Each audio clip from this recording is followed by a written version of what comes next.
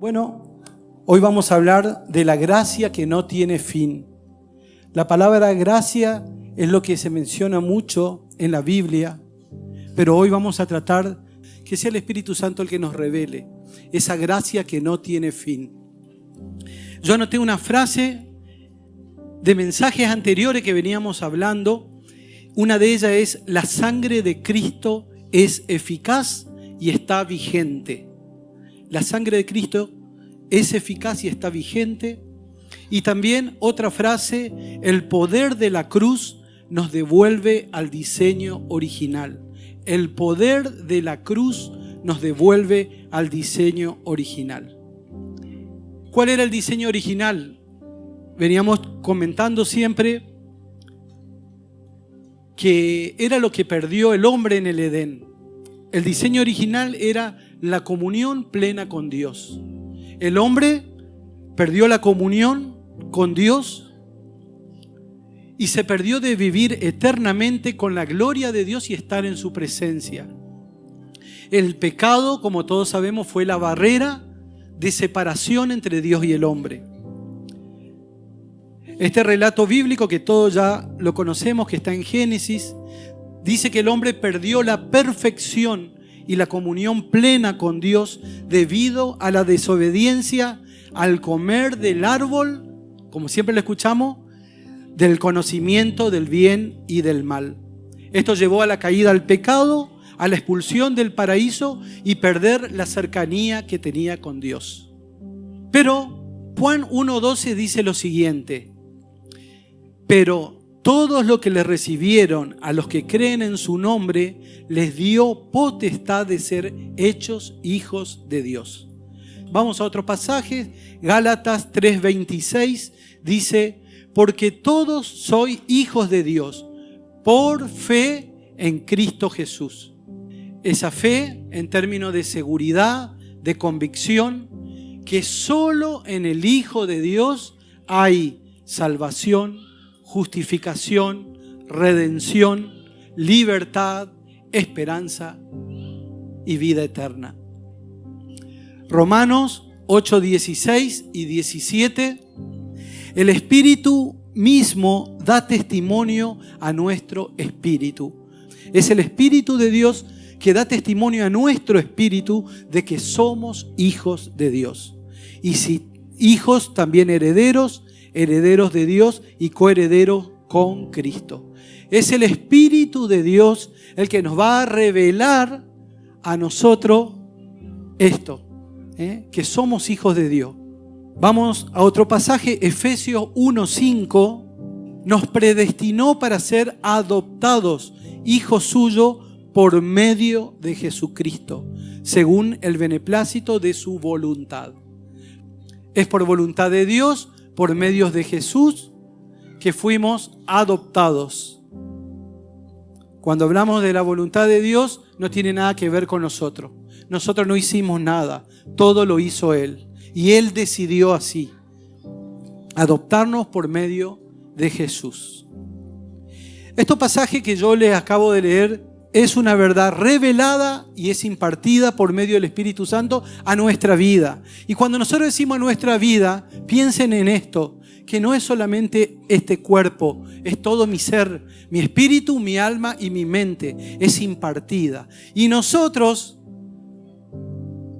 como parte del cuerpo de Cristo, somos incluidos en Él. Así que esto es voluntad divina, como lo leímos, y es por obra del Padre.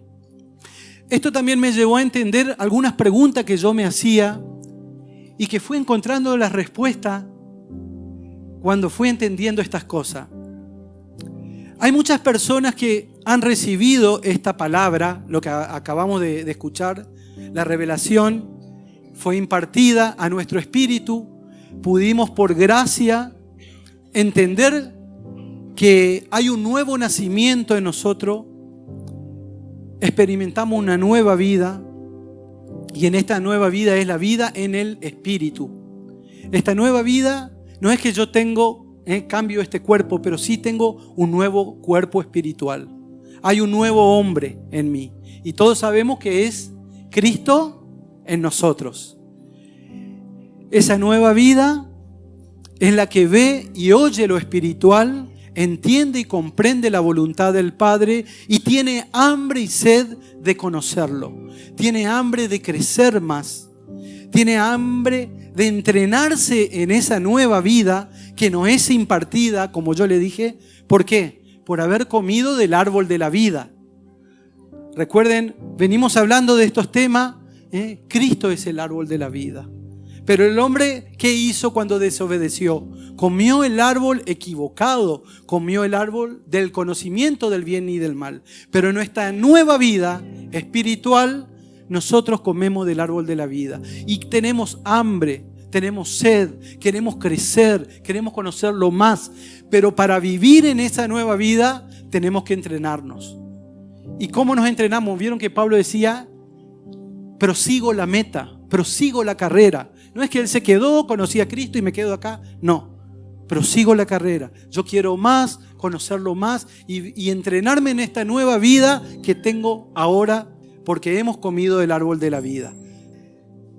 Entonces, como yo le decía, hay personas que por gracia han experimentado esta nueva vida, pero por otro lado, hay personas que todavía no han nacido de nuevo, han escuchado estos mensajes. Y año tras año han leído la palabra, han compartido tiempo, pero no se les ha revelado el Señor.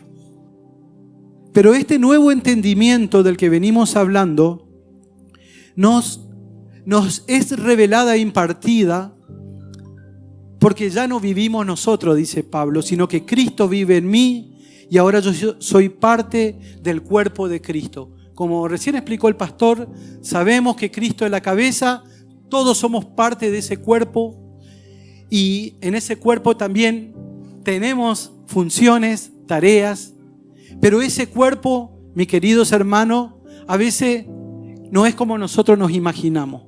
No es solamente el lugar físico, no es solamente una denominación, sino que la iglesia, el cuerpo de Cristo, es espiritual.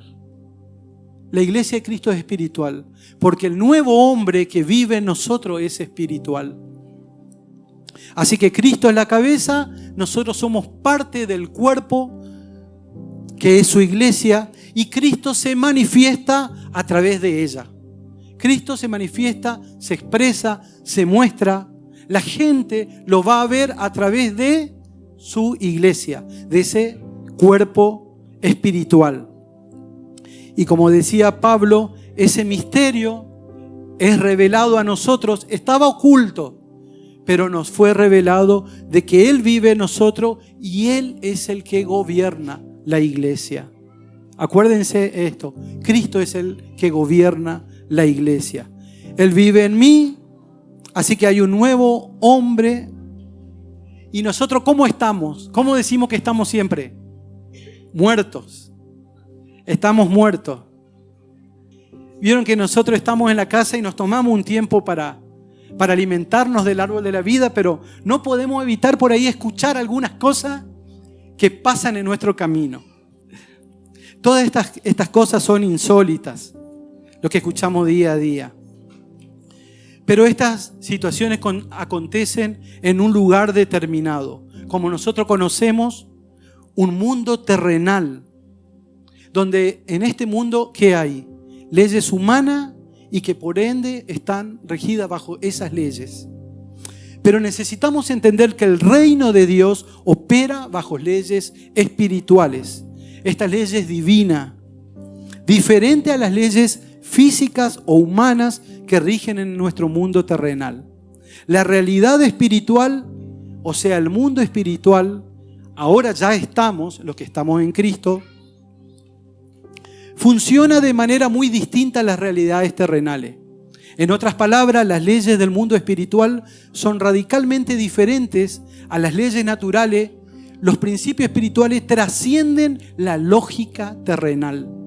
El mundo terrenal es el plano físico y material, mientras que el mundo espiritual abarca realidades invisibles y más allá de la experiencia sensorial o de nuestros sentidos.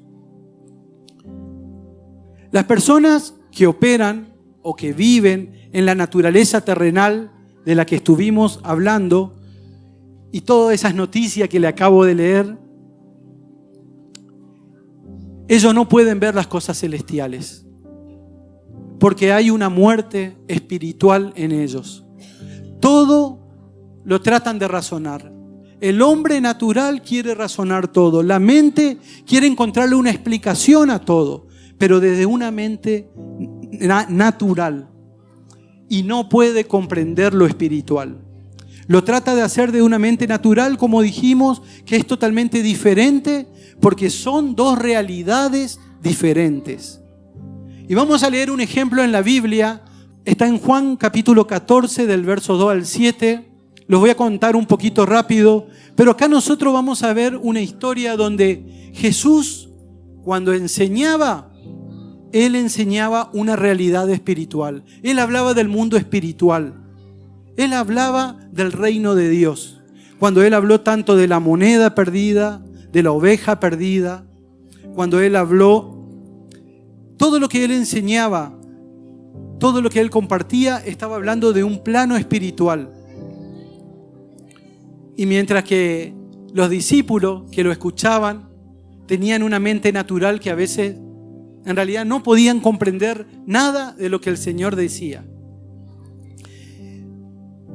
Dice en Juan que Jesús le estaba compartiendo y le dice: en la casa de mi Padre hay muchas moradas, hay muchos lugares, muchas casas. Y yo voy a ir a preparar un lugar para ustedes, pero si no fuera así, yo no se los hubiera hecho saber, no se lo hubiera dicho. Entonces voy a preparar un lugar para ustedes, y después dice una palabra: y vendré otra vez y tomaré a mí mismo, para que donde yo esté también estén ustedes. Dice: y vendré otra vez y tomaré a mí mismo. ¿Qué estaba diciendo el Señor? Acuérdense que Jesús estaba enseñando en un plano espiritual. Y tomaré a mí mismo, porque Jesús sabía que Él iba a morir, que Él iba a ser sacrificado en la cruz, que iba a resucitar al tercer día y que iba a estar gobernando con el Padre. Pero también sabía que los discípulos iban a recibir el Espíritu Santo, y por medio de la impartición del Espíritu Santo le iba a revelar que Él era el Cristo. Y Cristo iba a estar en ellos. Entonces Jesús dice: y vendré y tomaré a mí mismo, para que donde yo esté, también ustedes estén conmigo. Jesús hablaba en un plano espiritual. Y también, siguiendo este ejemplo, dice que en la conversación Jesús le dice: ustedes ya saben dónde voy y conocen el camino.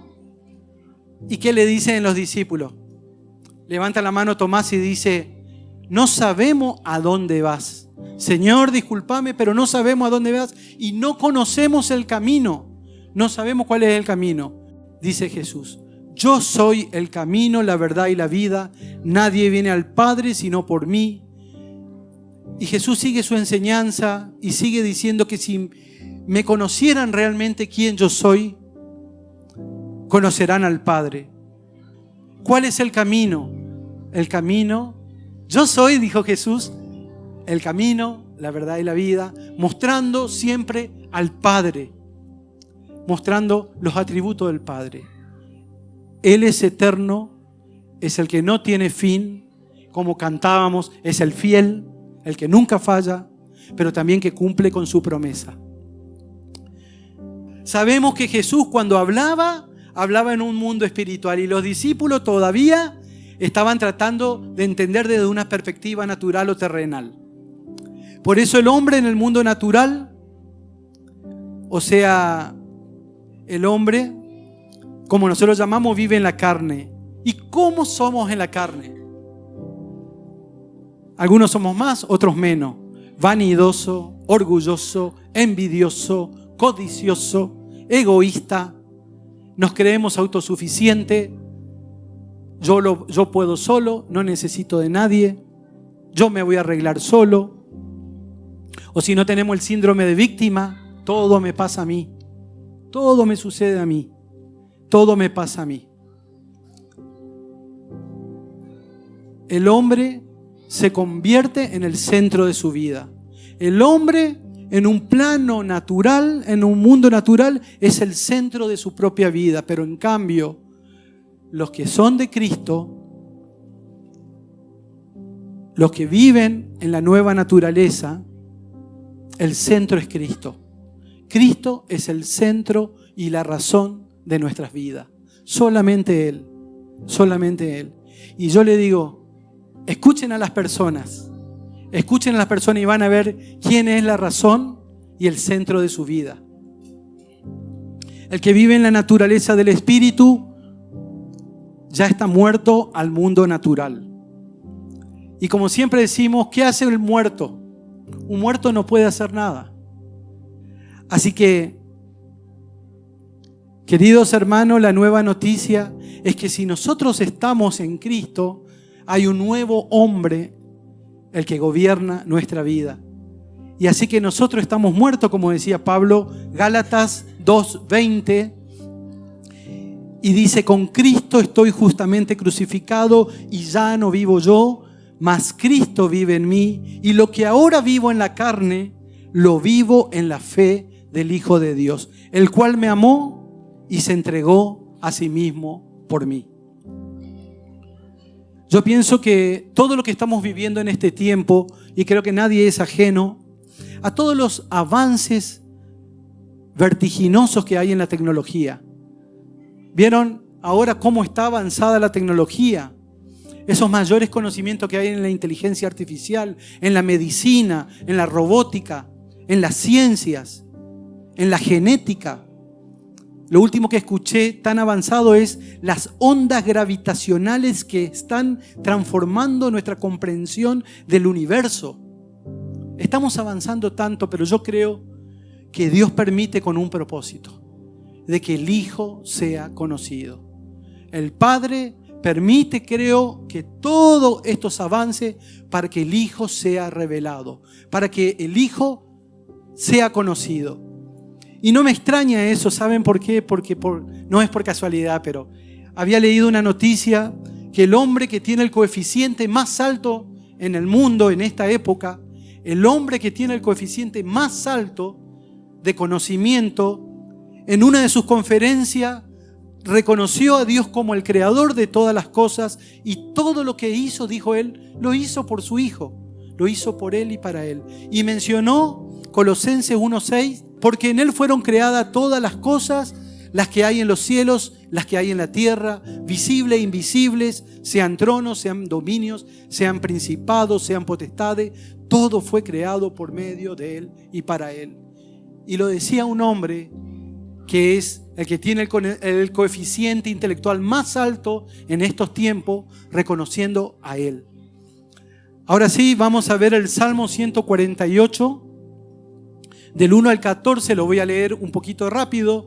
Dice: aleluya, alaben al Señor desde los cielos, alábenlo desde las alturas, alábenlo todos sus ángeles, alábenlo todos sus ejércitos, alábenlo el sol y la luna, alábenlo estrellas luminosas, alábenlo ustedes, altísimos cielos, y ustedes, aguas que están sobre los cielos.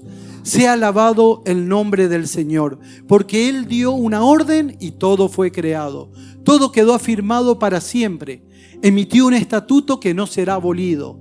Alaben al Señor desde la tierra, los grandes animales marinos y las profundidades del mar, el rayo y el granizo, la nieve y la neblina, el viento tempestuoso que obedece su palabra, los montes y todas las colinas, los árboles frutales y todos los cedros, los animales salvajes y los domésticos, reptiles, las aves, los reyes de la tierra y todas las naciones, los príncipes y los gobernantes de la tierra, los jóvenes y las jóvenes, los ancianos y los niños, alaben el nombre del Señor, porque solo su nombre es exaltado.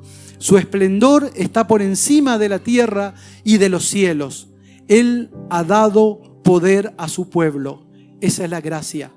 Él ha dado el poder a su pueblo, a Él sea la alabanza de todos sus fieles, de los hijos de Israel, su pueblo cercano, su iglesia. Dios Padre, mostrando, haciendo conocer lo que Él es. Todo esto que podemos ver y observar, alaba, la creación alaba al Padre. Pero da a conocer la hermosura del Hijo. Y también reconoce ese poder que le dio a su pueblo, que es la gracia. Y ya vamos a entrar ya en la gracia. Romanos 12:2, lo tenemos por ahí, dice: no se amolden al mundo actual, sino que sean transformados mediante la renovación de su mente. Así podrán comprobar cómo es la voluntad de Dios, buena, agradable y perfecta. TLA también dice: no vivan ya como vive todo el mundo, al contrario, cambien su manera de ser y de pensar.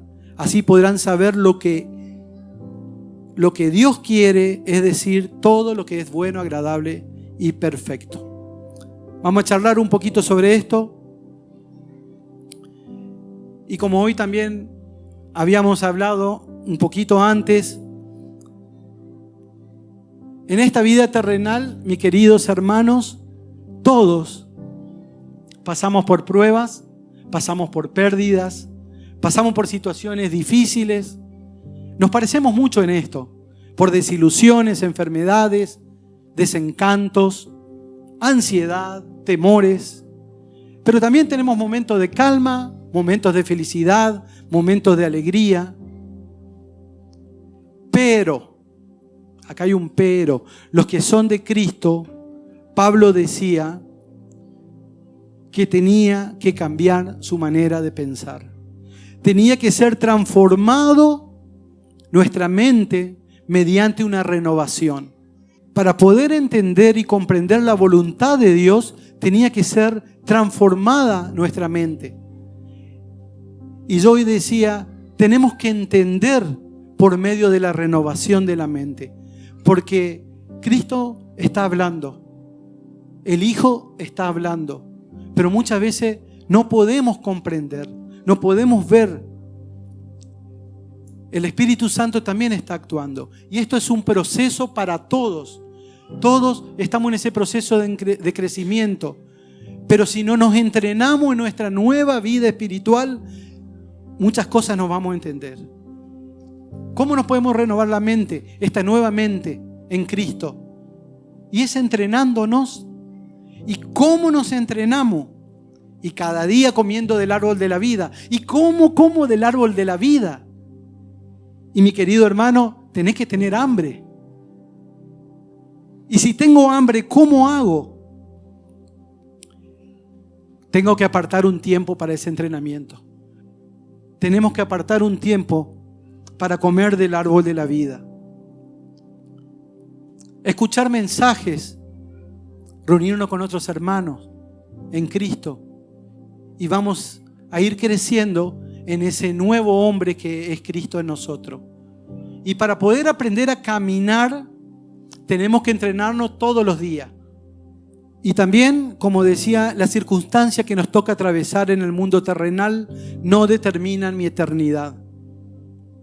Mi nueva vida en Cristo y la eternidad está determinada por mi fe en aquel que tiene el poder para trasladarme del reino de las tinieblas al reino de la luz.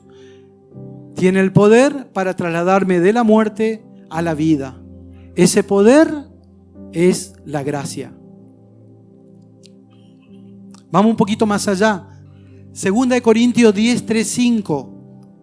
Es verdad que vivimos en este mundo, pero no actuamos como todo el mundo, ni luchamos con las armas de este mundo. Al contrario, usamos el poder de Dios para destruir las fuerzas del mal, las acusaciones y el orgullo de quienes quieren impedir que todos conozcan a Dios. Con ese poder hacemos que los pecadores cambien su manera de pensar y obedezcan a Cristo. Eso es gracia, mis hermanos. Y eso no es obra mía, es por obra de Él. Efesios 2, 4, 5. Pero Dios, que es rico en misericordia, por su gran amor con que nos amó, aun estando nosotros muertos en pecado, nos dio vida juntamente con Cristo. Por gracia somos salvos. Dios, que es rico en misericordia y por su gran amor, estando, ¿cómo estábamos antes? Muertos, nos dio vida juntamente con Cristo. Segunda de Timoteo 1:9, quien nos salvó y llamó con llamamiento santo, no conforme a nuestras obras, sino según el propósito suyo y la gracia que nos fue dada en Cristo Jesús antes de los tiempos de los siglos. Nos salvó, pero no por nuestras obras. Porque hoy, como también lo dijo el pastor al principio, según el propósito suyo. Y esa gracia nos fue dada ¿en quién? En Cristo, antes de los tiempos de los siglos. Mis queridos hermanos, como dije al principio cuando comenzamos, vamos a escuchar muchas veces la palabra gracia. Pero si la gracia no es entendida y conocida espiritualmente, nos va a llevar a vivir en una vida de esclavitud. Una vida de esclavitud. La gracia fue planificada desde antes de la fundación del mundo, antes de la existencia de todo lo que hay. Y esa gracia es concedida por voluntad de Dios en Cristo Jesús y en nadie más. Y esa gracia, como dice el título del mensaje, no tiene fin. La gracia es el poder que Dios nos da para no pecar. A través de la gracia, nosotros ya estamos santificados. Ya somos justos. Ya fuimos redimidos. Ya no estamos en las cárceles. No somos esclavos del pecado. No hay condenación, porque Cristo vive en nosotros. Si entendemos la gracia de una manera espiritual, no como el mundo natural la ve, vamos a vivir en libertad. Por gracia, esta vasija, este cuerpo de barro que un día va a ser polvo, por gracia Dios permitió que habite el tesoro más importante, que es Cristo. Así que en cada uno de nosotros somos esa vasija que por gracia habita el tesoro más importante, que es Cristo. Amén.